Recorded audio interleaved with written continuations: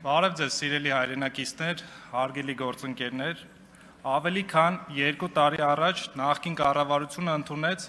մեր հասարակության կողմից մշակված մի հայեցակարգ, որի պաշտոնական անվանումը համապարփակ պաշտպանության ու անվտանգության հայեցակարգ է։ Իսկ հանրային ընկալման մեջ այն առավել ծանոթ է որպես ազգ բանակ գաղափար։ Կուզենամ նշել, որ շատ առաջատար երկրներ, ինչպիսիք են Ֆինլանդիան, Սինգապուրը, Շվեյցարիան, իրենց պատմության տարբեր ժամանակահատվածներում ունեցել են նմանատիպ աշխարհաքաղաքական եւ անվտանգային խնդիրներ, ինչպիսին ունենք մենք այժմ։ Ու ներդնելով, լայնորեն գործադրելով այդ հայեցակարգը լուծել են իրենց խնդիրները։ Այսօր կարծում եմ անհրաժեշտ է արձանագրել, որ մեր երկրում այդ հայեցակարգի իրականացման ուղղությամբ բավարար չափով տեսանելի ու շոշափելի աշխատանք չի իրականացվել։ Ինչպես երեք պարոն Գաբրելյանը նշեց, այդ հայեցակարգը ընդունվել է, որոշումներ են կայացվել, նախարարի հրամաններ կան, իրականացվել են վարչական գործընթացներ, բայց պաշտպանության ոլորտում փաստաթուղթը ինքնանպատակ չէ։ Այն ունի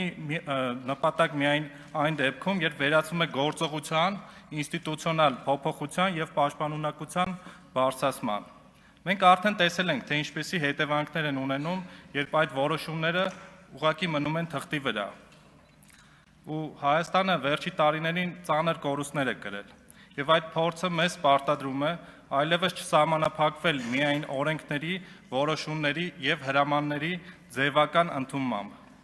Մեզ անհրաժեշտ են տեսանելի, չափելի եւ գործնական արդյունքներ։ Հետևաբար, շարունակելով նախորդ հարցերից տրամաբանությունը, ցանկանում եմ, պարոն Գաբրելյան, ձեզ ուղղել հետեւյալ հարցերը։ Պատրաստվում եք ձեր գործունեությամբ պաշտպանության ու անվտանգության ոլորտում աշխատանքը դարձնել տեսանելի, չափելի եւ հանրության կողմից գնահատելի։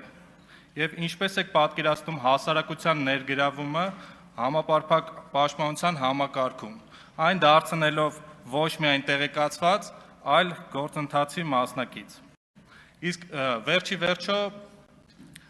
պետության պաշտպանությունը միայն զինված ուժերի եւ պետական այլ ուժային կառույցների խնդիրը չէ։ Համապարփակ պաշտպանության համակարգում ենթադրվում է, որ պետություն, հասարակություն եւ պետական ինստիտուտներ համատեղ աշխատանք, փոխադարձ պատասխանատվություն եւ մասնակցություն։ Իմ հաջորդ հարցը վերաբերվում է, պարոն Գաբրելյան, ձեր ազգային ժողովի պաշտպանության ու անվտանգության հարցերի մշտական հանձնաժողովի նախագահի պաշտոնում հնարավոր գործունեությանը։ Դուք վստահ եմ գիտեք, որ Հայաստանի Հանրապետությունը խորհրդարանական կառավարման համակարգ ունեցող պետություն է, ու այդ պայմաններում ազգային ժողովի, մասնավորապես պաշտպանության եւ անվտանգության հարցերի մշտական հանձնաժողովի դերը պաշտպանության եւ անվտանգության, քաղաքականության, օրենսդրական ապահովման ու խորհրդարանական վերահսկողության իրականացման գործում առանցքային է։ Եթե դուք պատրաստվում եք ամբողջությամբ եւ հետեւողականորեն լծվել Հայաստանի Հանրապետության պաշտպանության ու անվտանգության համակարգի զարգացման աշխատանքին, ապա ցանկանում եմ հստակ արձանագրել մեր պատրաստակամությունը։ Որպես ազգային ժողովի падգամավոր եւ Ուժեղ Հայաստան ֆրակցիայի ներկայացուցիչ, որպես քաղաքացիների կողմից լեգիտիմ ընտրված ներկայացուցիչ, մենք պատրաստ ենք աշխատել բոլոր այն նախաձեռնություններում, որոնք ուղղված են Հայաստանի Հանրապետության պաշտպանունակության ամրապնդմանը եւ ազգային անվտանգության ապահովմանը։ Միևնույն ժամանակ ուզում եմ հստակ ընդգծել մեր դիրքորոշումը առ այն, որ պաշտպանության ու անվտանգության ոլորտում ցանկացած օրենքի կամ օրենսդրական փոփոխության, ինչպես նաեւ ցանկացած նախաձեռնության, որը կարող է թույլատնել Հայաստանի Հանրապետության պաշտպանունակությունը, մենք սկզբունքորեն եւ խիստ հակազդելու ենք, անկախ նրանից, թե ինչ ուժերի կամ շահերի կողմից է այն ներկայացվում կամ լոբբինգ արվում։ Մենք այլևս սխալվելու հնարավորություն չունենք։ Դա մեզ համար կարող է ճակատագրական լինել։ Հայաստանի աշխարհագրական եւ ռազմավարական դիրքը, տարածքային եւ ժողովրդագրական խնդիրները, բնական ռեսուրսների սակավությունը,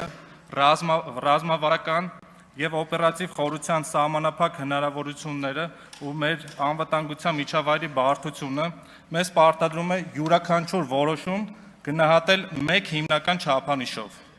Արդյոք այն ամրապնդում է Հայաստանի Հանրապետության պաշտպանունակությունը եւ ծառայում է մեր ազգային շահին։ Մենք իրավունք չունենք կրկնելու նախկին սխալները։ Ուստի ակնկալում եմ, որ ձեր ղեկավարած հանձնաժողովը կլինի ոչ միայն օրենսդրական արձագանքի